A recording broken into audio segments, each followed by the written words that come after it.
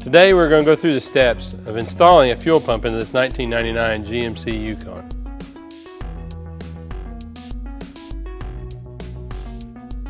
Before we begin our removal, disconnect the negative battery cable. We want to be sure and bleed the pressure out of the system. Always be sure and capture any fuel into a safe container. Now we will raise the vehicle in order to gain access to the fuel tank. Once we've raised the vehicle, now we can remove the tank filler hose and the vent hose. We'll now remove the tank straps. This will allow us to slide the tank towards the rear of the vehicle so we can lower the front of the tank to gain access to the emissions line. We now can lower the tank a little more to gain access to the fuel lines and electrical connections. Now we will remove the fuel lines. This requires a special tool. The tool slides into the hood of the fitting and inserts to release the spring clip.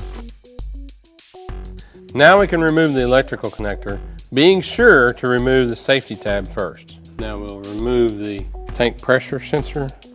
Now we will lower the tank and remove it from under the vehicle so we can clean the top of the tank in order to keep any debris from getting into the tank when we remove the pump.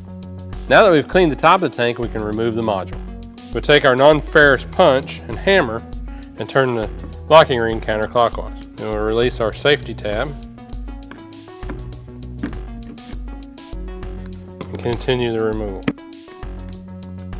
At this point we can remove our lock ring and inspect it to make sure it is usable for the reinstallation. Now that we've removed the lock ring, we're ready to remove the module from the tank. The bottom of the module is a reservoir. We need to be sure and catch any fuel that is contained in this reservoir. At this point we need to drain the remaining fuel into a safe container and then clean the inside of the tank. We want to be sure that the tank is as clean as possible to allow a clean environment for the fuel pump.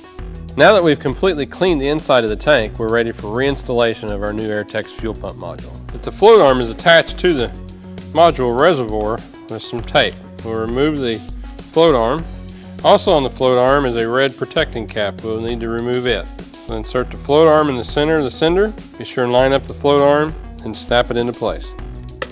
In the box with the module, you will have a tank seal. You will also have a GM wiring connector that may be used on some applications. First we'll take our sealing ring and start it onto the pump module. Move it about halfway up. On the top flange of this module there's a locating tab. Also on the tank there is a location where this tab will set. When installing this unit, be sure and position it correctly. With the pump in the tank, we'll go ahead and position the tank seal into its location. You can lightly lubricate the sealing area of the flange in order to ease installation. Then we've got the pump into this location. We'll put our locking ring on here. We need to continue to note where the locating tab is on top of the flange as we position the pump module into the tank. Once we get it into the tank, we'll put our locking ring on and start it underneath the locking tabs. Now we'll turn it clockwise to completely install the tank ring. This may require you to tap on it in several different locations.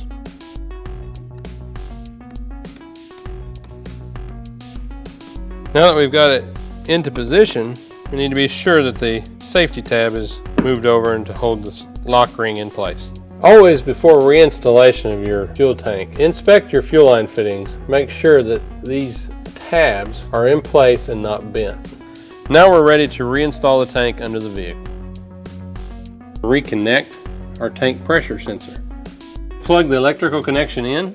At this point we need to be sure and reinstall our retaining tab and reattach our fuel lines.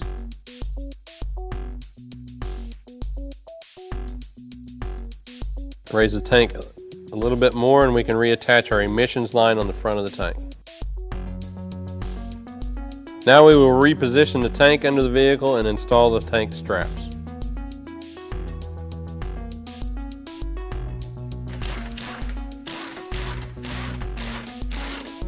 Now we'll reinstall the fuel filler tube and the vent tube.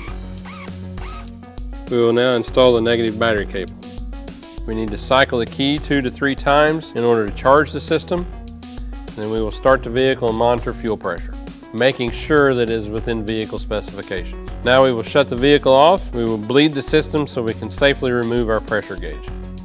Always be sure and capture any fuel that you bleed out of the system.